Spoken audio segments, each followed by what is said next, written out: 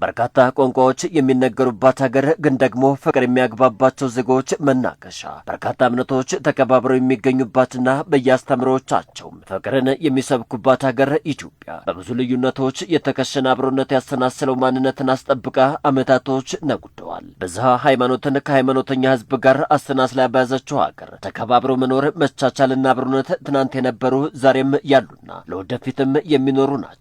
ከአዲስ ሚዲያ ኔትወርክ ጋር ቆይታን ያደረጉት የኢትዮጵያ ኦርቶዶክስ ተዋሕዶና የእስልምና ሃይማኖት አባቶችም የኢትዮጵያውያን መቻቻልና መከባበር የማይበጠስና ዘመናትን የተሻገረ ስለመሆኑ ይናገራሉ። እምነቱንም ያስረከቡን፣ ባህሉንም ያስረከቡን፣ ትውፊቱንም ያስረከቡን፣ ቋንቋውንም ያስረከቡን፣ ኑሮውንም ያስረከቡን ሁሉን ነገር በምድር ላይ ያለውን ሁሉ የኢትዮጵያ ሀብት የሆነውን እንደ ቅርስ የሚቆጠሩ ነገሮችን ሁሉ ያስረከቡን አባቶቻችን በመቻቻላቸውና በመፋቀራቸው ነው።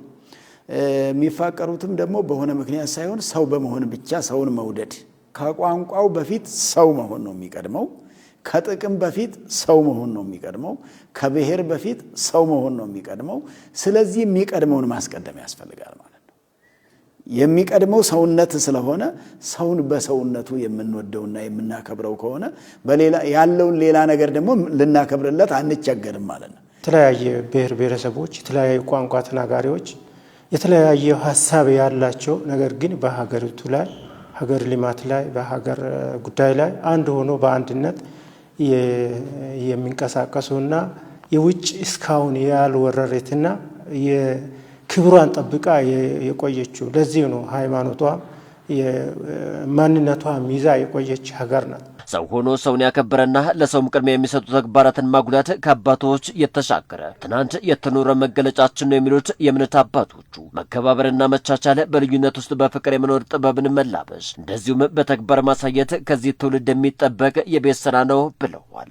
ዓለም ወደ ራሱ እኛን እየወሰደን ከማንነታችን እያወጣን ወላጆቻችን ይዘው የኖሩትን መቻቻልና መከባበርና መፋቀርን ሁሉ ወደ ማጣት ሰላም የለም ብሎ ማወጅ በነገራችን ላይ ሰላም ማምጣት የሚመስለው አይነት አንዳንዴ ባለማወቅ፣ ባለመቀራረብ፣ ባለመከባበር፣ ባለመፋቀር፣ ባለመቻቻል ቴክኖሎጂው እንደ ወጣቶቻችንን ባይመራ እነሱ እሱም ቢመሩት መከባበር ድሮ ከአባቶቻችን የነበረ አሁንም መምጣት መቻል አለበት።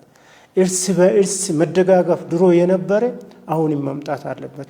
የተፈበረከ ሐሳቦችን ይዞ ጥቅማ ጥቅም ፈልጎ ህዝቡን ለመከፋፈል የሚያደርጉ ሊኖሩ ይችላሉ። ነገር ግን እስካሁን አልተሳካላቸውም፣ አሁንም አይሳካም ብዬ አስባለሁ። ኢትዮጵያ እምነትን በየዘርፉ አማኝንም በየቤተ እምነቱ የምታስተናግድ ሀገር ናት ያሉት የኢትዮጵያ ኦርቶዶክስ ተዋሕዶና እስልምና እምነት አባቶቹ በሁለቱ ሃይማኖቶች አጽዋማት ላይም ንግግርን ቀና ተግባርንም የተቃና ማድረግ ይጠበቃል ብለዋል። ለሀገር ሰላም አብዝቶ መስራት፣ ለዜጎች ትሕትናን ለግሶ አብሮነትን ማጉላት እንደዚሁም ማጠናከርም ይጠበቃል ባይ ናቸው። በዚህ ሰዓት እንግዲህ በሀገራችን ያሉ የእስልምና እምነት ተከታዮች ማይበረሰብ ወንድሞቻችንም እየጾሙ ያሉበት ሰዓት ነው። እንግዲህ ሁሉም የየራሱን ጾም ነው የሚጾመው። የሚጾምበት አጽዋጽሙ የራሱ ነው። የሚጾምበት ምክንያቱም የራሱ ነው።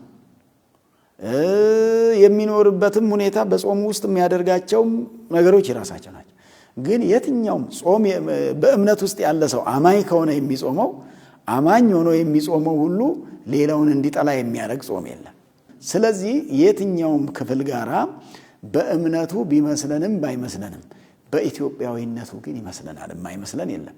ሁለቱም ሃይማኖቶች አደራቸው የሚለው የተጎዱ እንዲያዩት፣ የተራቡ ሰዎች እንዲደርሱት፣ አንድነታችን በአንድ ፈጣሪው አንድ ላይ ሰብስቦ ጾሙ እንዲያመጣ እኛ ሐሳቦቻችን አንድ ላይ ሰብስበን በዚህ ሰዓት ምስኪኖቻችን ወይም ድሃዎችን እያገዝን የተቸገሩ እያገዝናቸው ምላሳችን ቆጥበን ቀለማችን ወይም እስክሪብቶችን መጥፎ እንዳይጽፉ አስበን እንድንጾም ለሁሉም ጋብዛለሁ። ከከፋፋይ ሐሳቦች ራስን ማራቅ፣ ከፋፋይ ሐሳቦችን ከሚያራምዱ ግለሰቦች ማራቅ፣ አብሮ መኖርና መቻቻልን ማስቀጠል ከኢትዮጵያውያኑ የሚጠበቅ ስለመሆኑም ተናግረዋል።